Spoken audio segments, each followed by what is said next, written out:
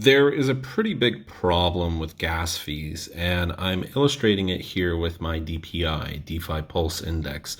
So I currently have 1.073 DPI, and I'm demonstrating if I wanted to sell. I'm not actually going to sell because you have to look at the network fee. Now, the premium is much lower than when I was purchasing, and this is due to change. So if you're new and you have no idea what we're talking about, the premium is the difference between the UNISWAP market price and net asset value of the set. So we have DPI, which is a index, DeFi Pulse Index.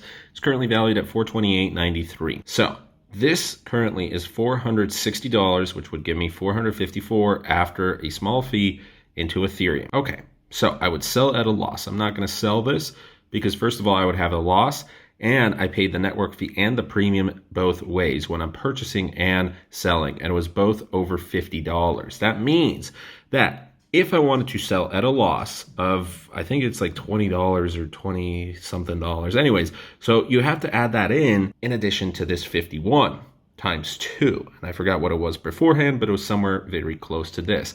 So now we're approaching close to 130 with the premium, with the differences between DPI and Ethereum. And you realize, holy moly, this is after I put in $500, right?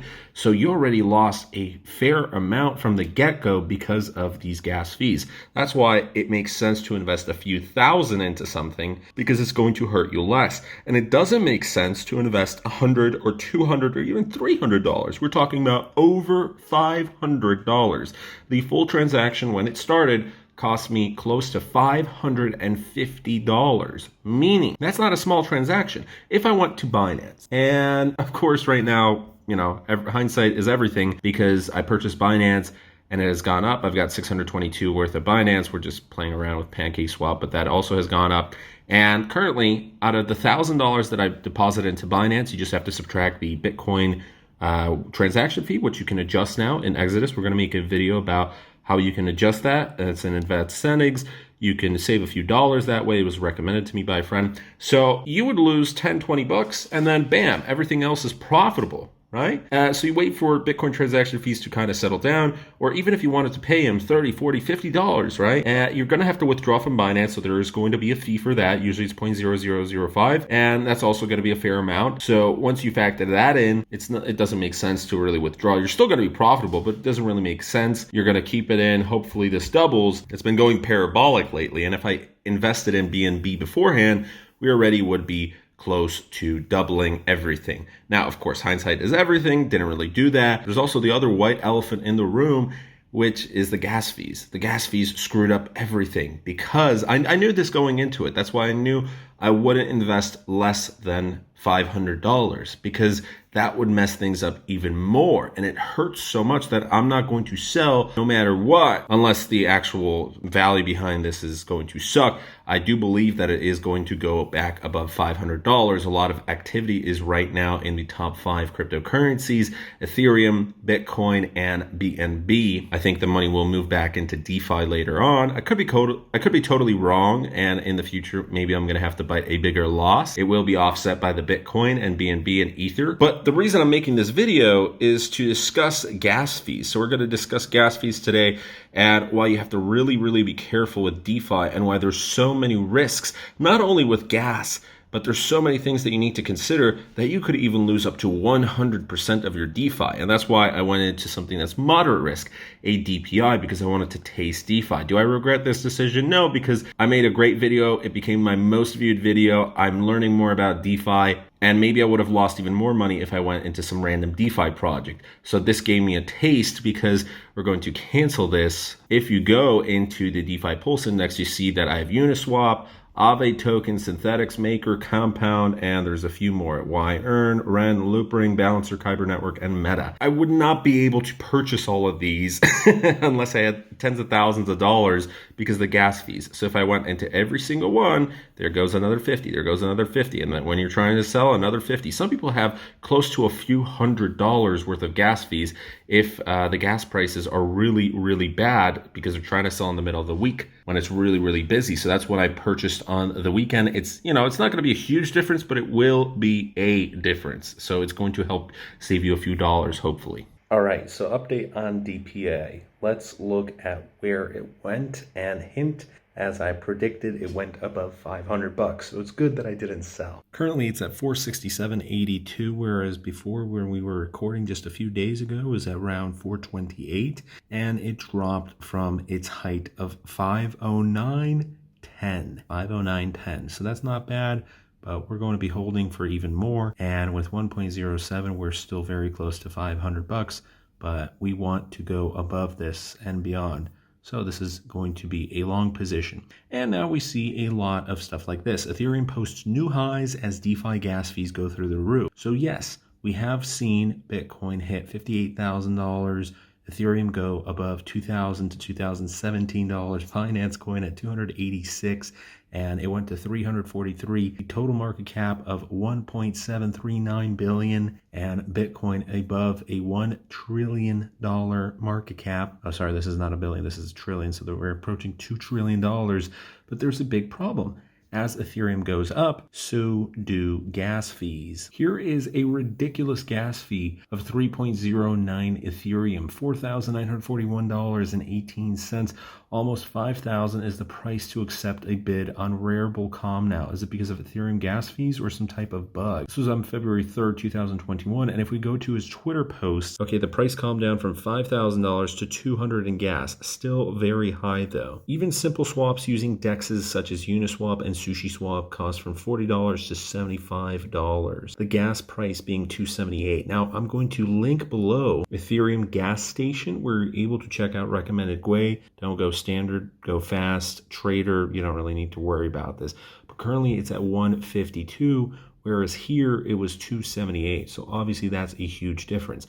And it is Sunday, as you can see. And on Sunday and Saturday, the GUI prices are very, very low compared to the rest of the week. So it's not super low, but still. Think very hard about whether you'll be able to unwind your DeFi positions when the time comes to sell, and gas fees are exponential. Worth considering this risk because inability to exit is increasingly looking to be a reality. Gas fee, $1,552.79. Ether's record fees are highlighting the utility of second layer scaling solutions ahead of Ethereum's 2 overhaul. Synthetix is currently in a staged migration to optimistic rollups to alleviate gas prices, while other platforms are exploring rival layer 2 solutions such as XDAI or scalable layer 1 networks such as Polkadot, also layer 2 Loopring. However, DeFi users may not have to wait until Ethereum 2 to see a reduction in gas fees on the Ethereum mainnet. There could be significant progress with EIP 1559, but there's been significant resistance from Ethereum's mining community. Here's a post from 13 days ago. Ethereum gas fees are way too high, and Ethereum 2.0 will start in 2024. OMG, that's like forever. Anyone pretending this is okay is freaking nuts. It's not. It's going to limit this run because high fees, slow usage, and then the price will drop. Where is layer 2? Loopring is currently operating a layer 2 exchange. Uniswap L2 in March. What did I do wrong? Gas fees are too high for this. Now,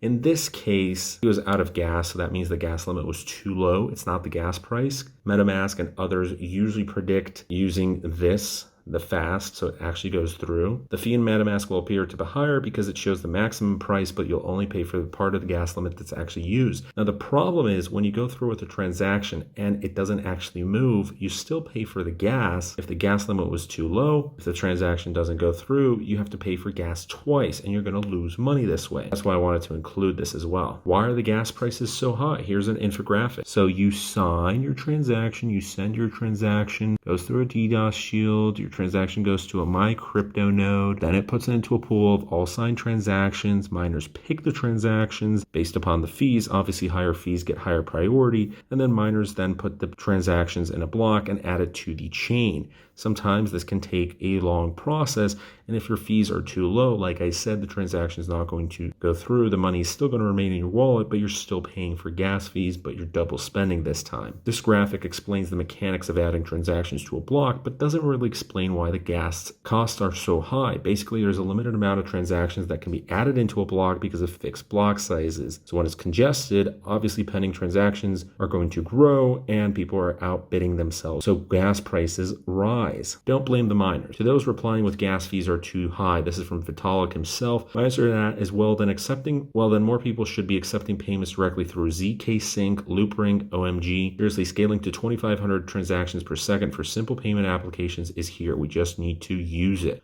More charities should accept Ethereum for donations. It's legitimately an efficient payment rail, especially for international transactions. With recent growth in stablecoins, there's more and more ways to make volatility go away. Gas fees are still too high, $30 to do a transaction on UNISWAP. I woke up today and wanted to take profits on something that mooned overnight, so I pay $11 fee on UNISWAP to approve the address so I can swap the token back into Ether. 10 minutes later, at the highest gas speed, it approves. I go now to do the actual swap and see that the fee is an additional $37. On-chain fees are too high. So this isn't a permanent problem. It will get resolved in the future. There are already people working on this, and there are already technically solutions, but they're not being used by everyone. Just as with Bitcoin Lightning Network, it's going to take a while for more and more people to get used to it, and there's always going to be new solutions to these everlasting problems, whether it's with Bitcoin, whether it's with Ethereum, or whether it's with whatever the next big cryptocurrency is. Fees become a problem when the cryptocurrency really starts rising in value, and sometimes no person who created these cryptocurrencies could predicted this value. I mean, Binance rose.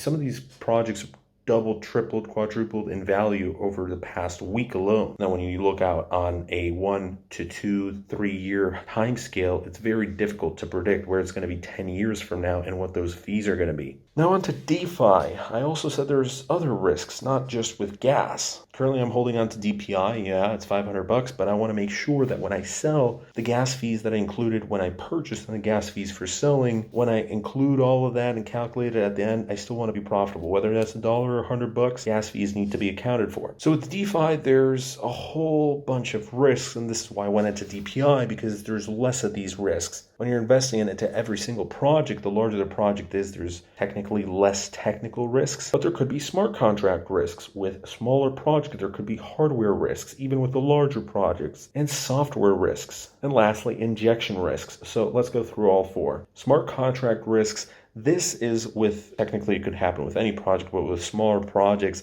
if the code is written bad, the smart contract could be broken, and whatever money's sent to that smart contract, you could lose it. And that's how some projects lost millions of dollars, because the code went bad, everything bugged out, and if it's too decentralized, you can't go back and fix it. Hardware risks, well, if something happens to the servers that are hosting whatever project is on there, and something happens to it, if there's power issues, for example, in Texas, the power grid went out. There was a server in Texas. If it didn't have enough backups, data is lost, just as in the normal world. There could be humidity, there could be dust, there could be sensitivity risks with whatever hardware. So there's a bunch of DeFi projects that are less than $1 million market cap right now, super risky, and there's a few percent chance that you could 100% lose all of your money if it gets broken. Software is like DDoS and hackers and all that, and injection goes along with software where hackers inject malicious code. So once the people who made the project, they lose control over it, well, you're at the mercy of whoever hacked into it. There's financial risks, of course. You could always lose money because, well, it's risky, it's volatile, and certain projects are just made for a quick cash grab. So obviously, if there's financial risk with cryptocurrency in general and any investments, and there's procedural risks. So if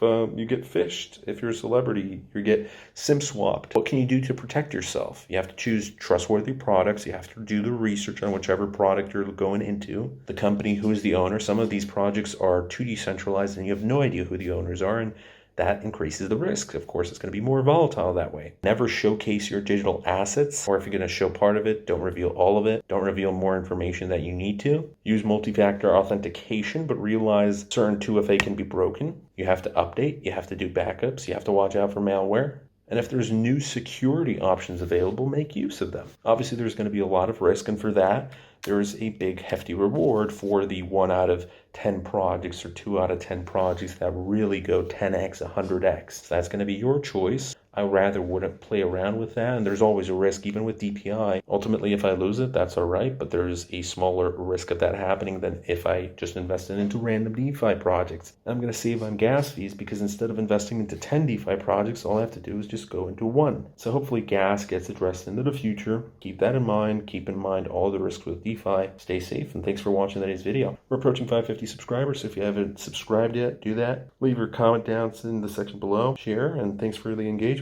See you guys in the next video tomorrow. Bye.